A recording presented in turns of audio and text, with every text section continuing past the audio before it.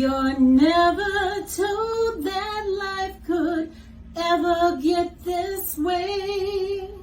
So you've been told that you are going to have chemo. You're either coming across this video in the sequence that I provided, which means that your journey's unfolding a lot like mine did, where I had chemo prior to surgery, or you're coming across it because you looked up chemo for breast cancer or just chemo in general.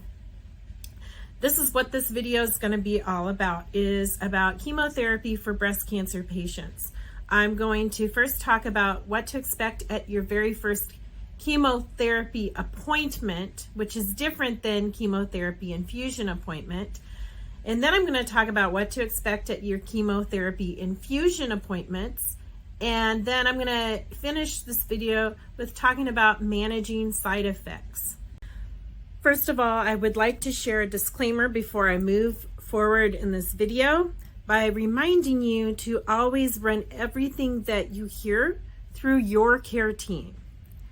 This is just what I've experienced as a breast cancer survivor. Most likely it will match much of what you will expect on your breast cancer journey, but always refer to your doctor first. I do not replace your care team.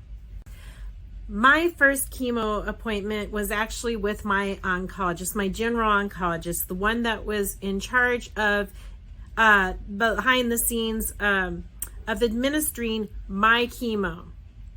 But in my breast cancer support group, it appears that some places have their patients, their breast cancer survivors, their cancer patients, go to a chemo education class.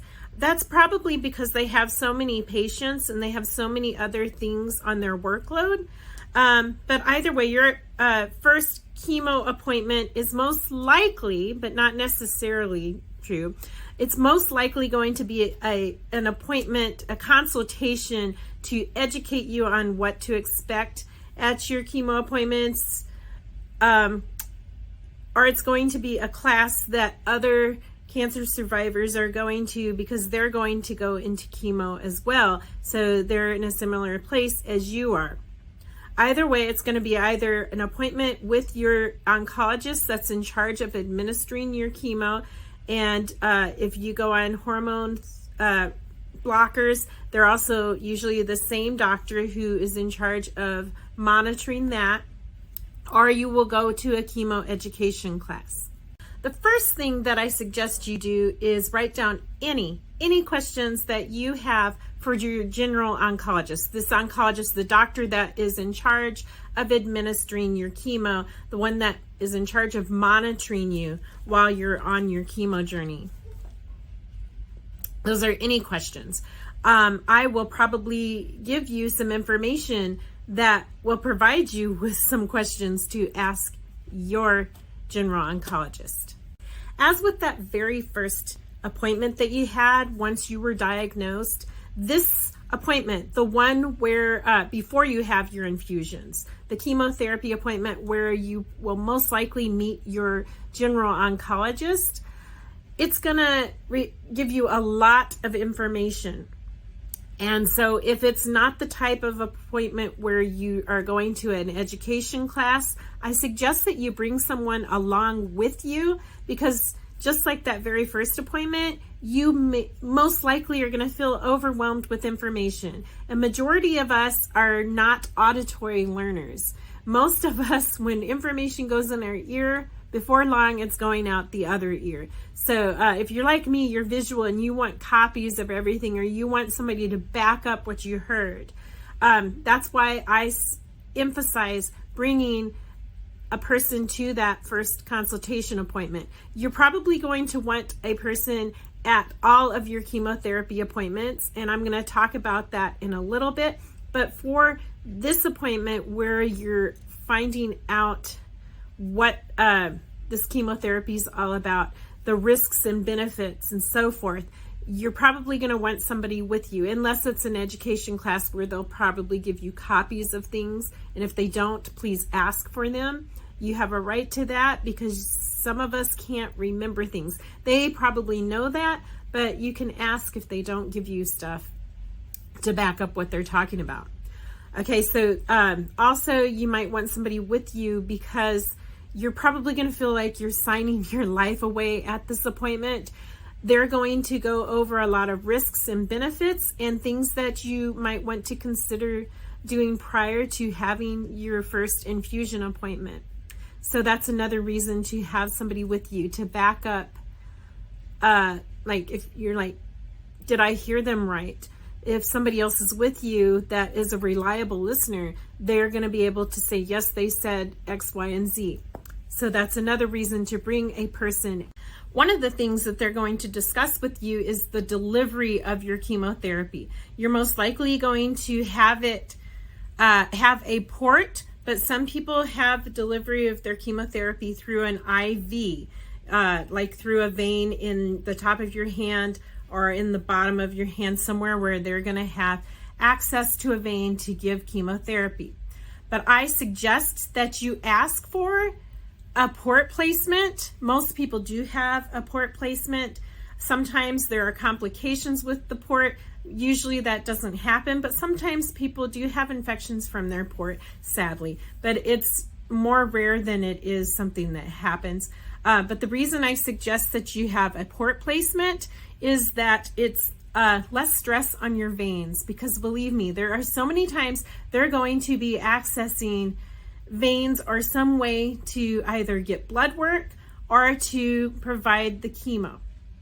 And so I know this looks scary. I'm proud of this scar because it's a kind of a sign. It tells stories of overcoming, but this is not that hard of a scar for me to have achieved. When I had my port placed, it was an outpatient surgery, and I was even talking to my surgeon when it was done. It is done in a surgical theater, but as overwhelming as that sounds, it wasn't that hard. Some people do complain that there's a little bit of discomfort in their neck because that tube, there's a tube or a line that kind of feels like it's coming up in your neck. But compared to the stress that you could endure in your veins from an IV, most of us believe and agree that the port is worth it. They're going to do a lot of blood work. I'll talk about that when I talk about what to expect at your infusion appointments. You're going to have blood work a lot. And also, it's so much easier for them to access this port than trying to get a vein just right, because if once you have a port in, they're not trying to find a good vein. They just put the chemotherapy through that port, and some people even have their blood work done through their port. If you're younger or you're still planning out your family, one thing that they might talk about, or they should talk about, is family planning, because many chemotherapies can cause infertility, but there's hope. You can have your eggs removed and frozen so that you can still have children after your breast cancer treatment is over. They will most likely write up orders for you to have your eggs taken and frozen for you so that you can still become a parent or have more children in the future. Many people are worried about losing their hair. And I'm not going to lie, most of us do lose our hair, but some of us don't. And if you're concerned about that, one thing you can discuss with your oncologist that administers your chemo is the possibility of cold capping. Now, it's not always successful with every patient, but some people say that cold capping did help preserve their hair. But that's something you can ask about if you want to. Another thing you might want to ask your oncologist is when to expect side effects to kick in, because most of us do have side effects from our chemotherapy. I will tell you personally that the side effects for me kicked in about day 3 or 4, not right away. You're definitely going to want to take time off for your infusion appointments for each and every one of them, and I'll explain why when I talk about your infusion appointments. But you also may want to either already be off if you work in the middle of the week and you have your weekends off. Maybe plan for your infusion appointments to be well enough in advance that when you're naturally off, that's when you're experiencing your side effects, so that you're not having to take a lot of time off of work if you do work full-time or part-time. So what should you expect at your infusion treatment appointments, which is different than the chemotherapy consultation or that very first appointment? Well, first of all, be prepared for this to be a day that you need to block off on your calendar. So if you work full-time or part-time, please know to expect that all of your chemo infusion appointments are going to take hours. And I'll explain why in this section on what to expect at your chemo infusion or your chemotherapy treatment appointments. There are a lot of steps that take place in each and every one of your chemotherapy appointments. You need to be prepared to wait for at least an hour just in the waiting room for that actual appointment. Now, I say that not because the staff isn't doing anything behind the scenes. They're doing a lot behind the scenes. And the reason I say the actual chemotherapy appointment is that you're going to do more than just show up at your chemotherapy appointment on all of your infusion days. This is a good time to stop and share a story time. This is my personal experience with my chemotherapy infusions. I made a date out of it. I blocked the whole day off for each of my chemotherapy sessions. I had 4 adriamycin cytoxins and 12 Taxols. That might not necessarily be your chemotherapy treatment. That was mine as a stage 3 hormone positive breast cancer patient. But anyway, I had to block off the whole day for my chemotherapy infusions. So, and my husband was usually the one that took me to these appointments. He took me to all of my adriamycin cytoxin, or AKA Red Devil appointments, and he took me to a majority of my Taxol appointments. My mother-in-law took me to the ones he couldn't take me to because of his job, but I don't want to digress. I'm just stressing that I blocked off the whole day because this literally will take a majority of your day on every single infusion day. So we made lunch dates out of this. Even if you can't go out to eat, if you wanted to do a picnic or you pack a lunch or something, you're going to be there for a long time. On your breast cancer journey and your active treatment, you're going to feel like that this infusion clinic or wherever you have your active treatment for anything in your breast cancer journey, when you're in active treatment, it's kind of like the hospital or the clinic is your second home. So make a date out of it. Plan to hang out with this person, whoever it is that takes you to your chemotherapy. Try to make some fun out of it to distract you. Before you even go to the chemo infusion waiting room, you're going to go to the phlebotomist every single time.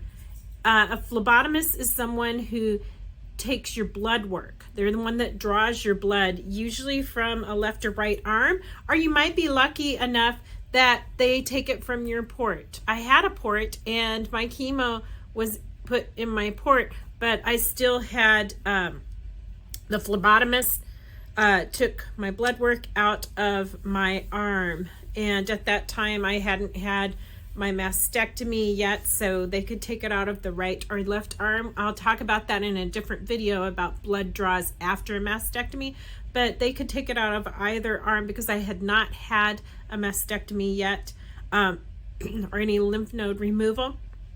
But you should expect to have your blood drawn every single time prior to any of your chemo infusion appointments. That's because they need to check and see what's going on and look at that blood work to make sure that your white blood count and your red blood count and other things are good enough for you to have your chemotherapy. Sometimes some of your things may be a little bit low, so that might determine them adding certain things to your pre-meds so that you can have chemotherapy. Sometimes if enough things if there's something low enough on your blood work, they may reschedule your infusion. They may skip a day or skip a week, or postpone. Maybe not skip is a good word, but they may postpone it and give you a break for a week, depending. Now, if that happens, I have heard from a doctor or two not to be too hard on yourself and not to worry so much that this may affect your treatment. Don't think that this is going to increase your chances of recurrence or metastasis because you postponed chemotherapy. The fact that you had to have an appointment postponed, if that happens, is a sign that maybe the chemotherapy is working so good that it's not only destroying the cancer, but you need a break to catch up for the next appointment. It's working good. It's in missing a week is not necessarily going to put you at risk of recurrence or metastasis, because it just means that you need a break, and the chemotherapy has been so rough on taking out the cancer. It's done something more, systemically, where you need a break. So just know that doesn't really mean that it's going to put you at risk of recurrence or metastasis. It means that the chemotherapy is doing a really good job and you need a break. So that blood work is there to help guide your oncologist, the one that's in charge of monitoring you during your chemo sessions, throughout your chemotherapy journey. They're going to look at this blood work and see where things are. Make sure you have enough red blood cells, white blood cells, platelets, other things. It may help them determine if maybe you need some supplements. We'll talk about that a little bit further in the video. I personally don't like to take supplements, but I did take and still continue to take a vitamin D and calcium supplement because I took them during my chemotherapy, but I also still take them with my hormone blockers, which is a whole nother video. But your body is trying to keep up with certain things, and the chemo may make it necessary for you to supplement some things because maybe you can't keep up with it through a natural diet. So if that arises in a blood work, you can talk to your oncologist about ways to help bring up the red blood cells, the white blood cells, and other things in your body that need to be supplemented, either through an IV injection of some type, blood transfusion, or some kind of supplements. So basically, this phlebotomist appointment is to make sure that your body is good to go for the appointment for that day, and also will guide if you what you have in your pre-meds, and that changes for every single appointment. It's not like a bad fast food joint, for example. I know it's not fast food at all, but it's not like going to a fast food joint where they have things pre-made. Every single time that you go to your chemo infusion appointment, that chemotherapy that you have is made that day, and the blood work determines the dose of your chemo, and it determines some of the things that might be put in the pre-meds, which I'll talk about pre-meds here shortly. So that's going to happen at every single chemotherapy appointment. That appointment alone may take a while depending on the workload of the phlebotomist that you have. It's been a while since I had chemotherapy, but I remember appointments being put in my personal chart, my chart. I could access it online, so I could tell what days I had follow-up appointments and what days I had my chemotherapy appointments. And when I had a chemotherapy appointment, it would always show the phlebotomist appointment separate from the actual infusion appointment. And there was usually a window of at least an hour or two in between those two appointments. I'm going to explain why here in just a few minutes. But this is another reason that I said to block off this time on your calendar to maybe make it a fun day, a day to make it a date with whoever you are with for this appointment. If it's your husband, or you have a best friend or somebody that you like spending time with. For me personally, when I had these appointments, I made it a date day, a lunch date. And I that block between the phlebotomist appointment and the infusion appointment, we would go have lunch. If your appointments are like mine, where you have that phlebotomist appointment, and then you know when you're supposed to show up for your chemotherapy appointment, when you get to that chemotherapy appointment, that appointment alone, you might be waiting for an hour or maybe more while they prepare your chemo for you on that day. Like I said, this chemotherapy that you're getting on this day is for this day. It's for you this day. Because your blood work that you had earlier is going to determine your medication for this particular appointment that you have every single time. And that takes time. And I will explain what goes on behind the scenes and why it takes so long. It's not just because they have so many patients and they have to have a seat available for you, though that might be the case for the waiting time, but there's a lot of other stuff that goes on. They're not just back there filing their nails or chatting with each other. There's so much that goes on behind the scenes that we don't see. Every single chemo appointment, that chemo that is made for you is made to order. It's made to order for you that day. And the first thing they're going to do when you go into that appointment is they're going to take you to the front part of the back of the clinic, on the other side of the front office. And they're going to check your height, your weight, and your vitals, like your blood pressure and your pulse and your pulse ox. And then you will go back and you'll be like, why am I sitting here for so long? Part of what determines the dosage and what they put in the pre-meds and in the actual chemotherapy for that particular visit is determined by your blood work that you had at the phlebotomist appointment and your height, weight, and vitals for that particular day, because it can change from appointment to appointment. So that is part of the reason that it takes so long, because all of that stuff has to be calculated to determine what the dosage is and what they put in your particular chemotherapy and pre-meds for that day. Another reason that it takes so long in that waiting room for the infusion clinic is because all of the chemotherapy each and every time has to be prepared in a sterile environment. If you have watched people prepare on a video, you've watched them prepare for surgery, how many steps it takes to make sure things are done in a sterile environment, you will get what I'm saying here. Also, some things may have to be thawed out, and they can't be thawed out in a microwave, or they might not even be thawed out under warm water, because that might compromise some properties in the chemotherapy.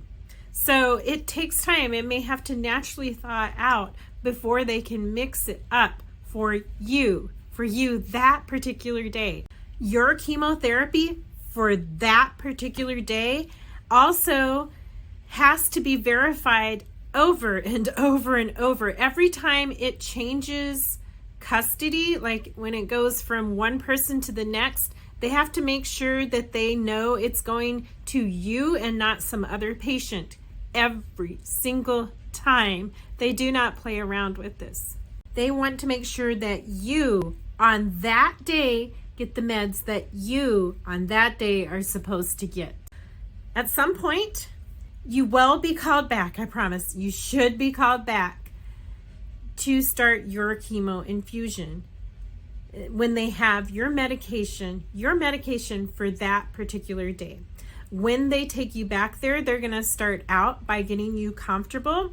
Most of the infusion clinics are cold, at least that's been my experience. The reasoning for that is because when they keep things cold in hospitals and clinics, it keeps risks of infection down. And when your immune system's compromised because of chemotherapy, because it takes out white blood cells and it demands white blood cells to get you back up for the next chemo.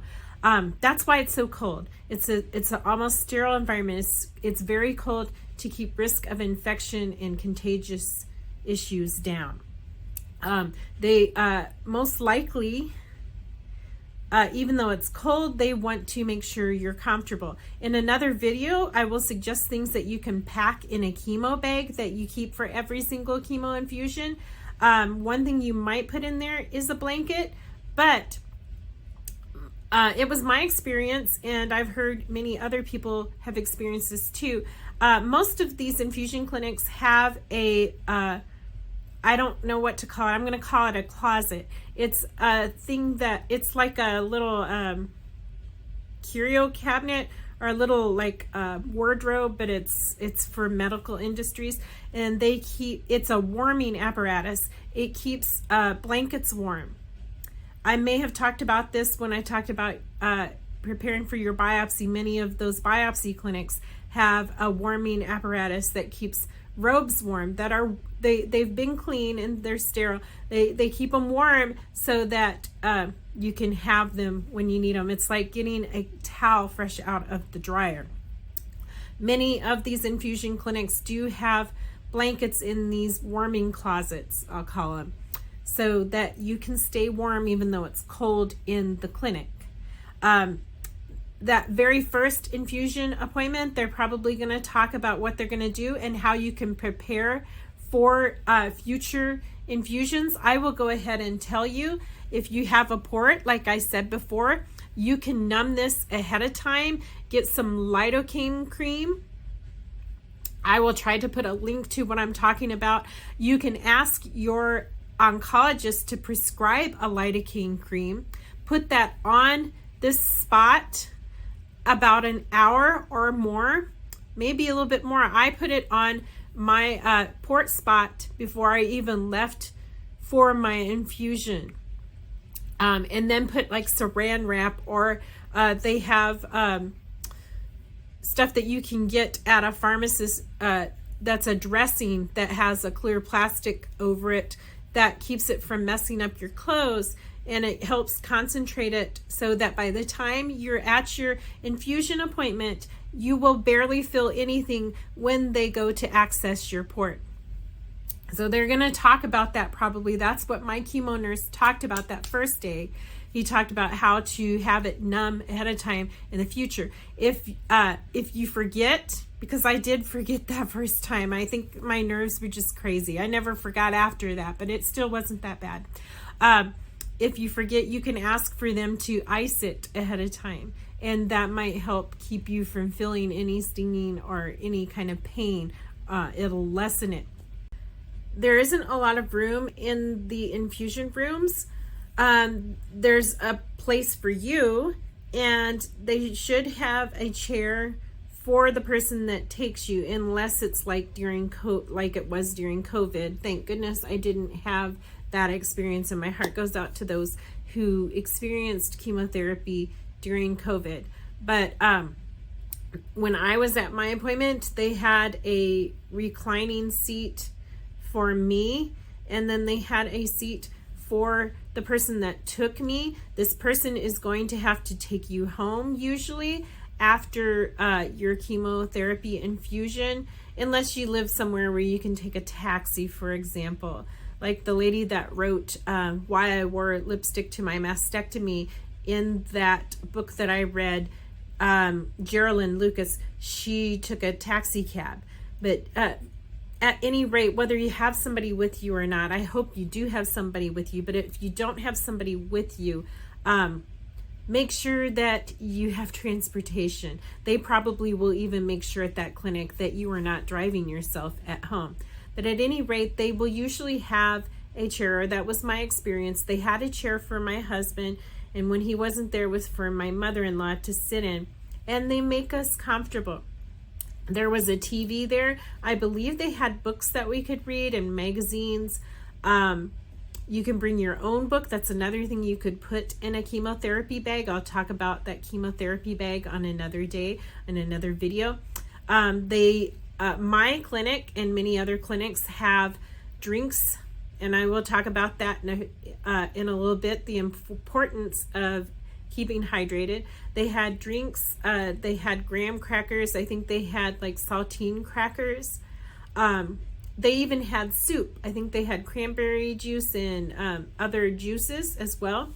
They want to make sure that you can manage your side effects, and that you stay, that you eat a little bit at a time so your stomach is never empty. And I'll talk about the importance of that here in a little bit.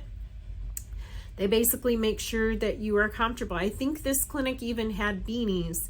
I had a beanie that was given to me by volunteers that crocheted beanies for cancer patients. Your infusion nurse will walk you through how the first infusion appointment's supposed to go, and most of the subsequent infusion appointments will pretty much unfold like this one, except for that they aren't going to walk you through it every time, because it's usually the same thing every time. After they get you comfortable and walk you through that first infusion, they're going to most likely give you pre-meds, and that alone can take about an hour to get done, because those have to get through your system before they give you your chemo.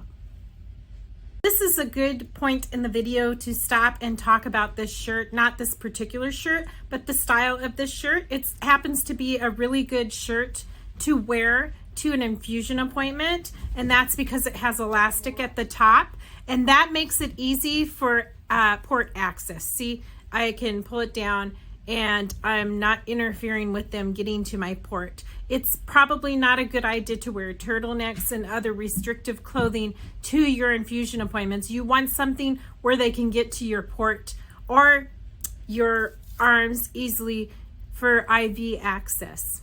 This infusion, the chemo itself as well, is going to take an hour or so. So you could pack a magazine or a book, although they do sometimes provide those at the clinic.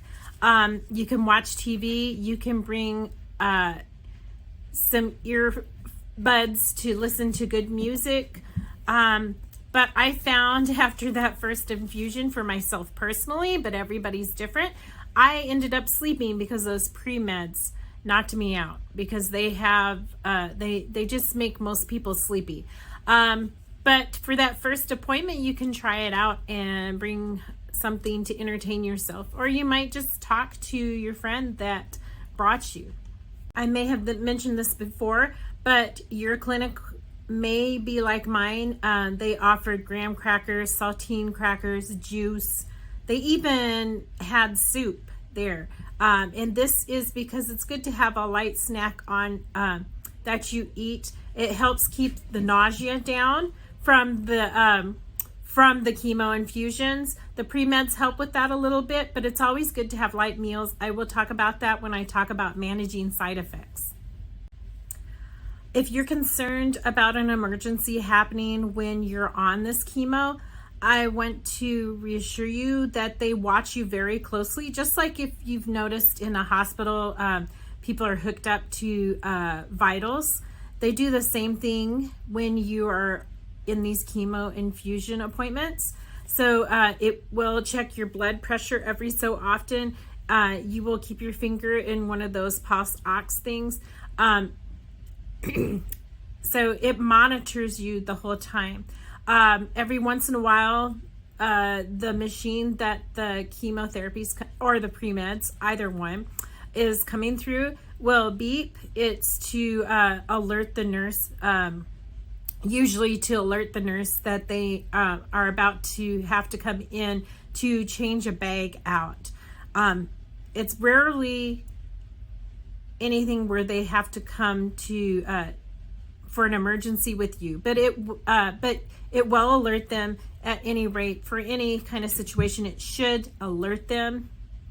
Like if your blood pressure's way off, it's rare that happens, but they are there, and I want to let you know that because I didn't have any problems with the adriamycin cytoxin, or what they call the red devil. I didn't have anything go whack with my vitals on that. But when I had the Taxol, something went on where my blood pressure dipped, and it's typically low anyway, and my heart rate was really high. But I say that to let you know that they were watching me very closely, and they got it under control. They ended up adding more pre-meds in subsequent appointments, and they also slowed down the drip on my chemo, and then I was fine. So they do watch you the whole time. They're closely monitoring you. If you have any concerns, I hope that helps you not be so anxious about that. The last thing that they're probably going to do is make sure that you're good to go home. So even when the chemotherapy is done, you're still going to wait there for a little bit of time so that they can observe you and make sure that you're okay before you go home. Also, before I end this section of the video, I want to let you know, if at any time you need to go to the restroom, you need to make sure that the person that is with you walks with you to the restroom, just in case you're having trouble with balancing. You can also use your IV pole to help you roll to the restroom, but it's just a good precaution to have somebody go with you to help you get situated. They don't have to go into the bathroom with you, or they can go and then just get you ready and give you some privacy, but it's good for them to help you to the restroom and back. And when you go to the restroom, make sure you're sitting, because some of the stuff that's in the chemo, you don't want it all over the toilet. It's just a precaution. Most people are pretty hygienic with the way that they use the restroom, but it's good to make sure that you're sitting down so none of the fluids that come out of you are all over the toilet seat or the floor or anything. Just try to make sure everything goes in the toilet bowl. I know that sounds TMI, but it's just something I wanted to let you know. They probably will have a different restroom for people that aren't on chemotherapy, like the people that are there with their friend that is having chemo, or their family members that's having chemo. You're never told that life could ever get this way. This bill's a joke, you're broke, your love life's steal weight. This journey feels like you're in second gear, where it hasn't been your day, your week, your month, or even your year. But I'll be there for you when the rain hits the door. I'll be there for you because I've been there before.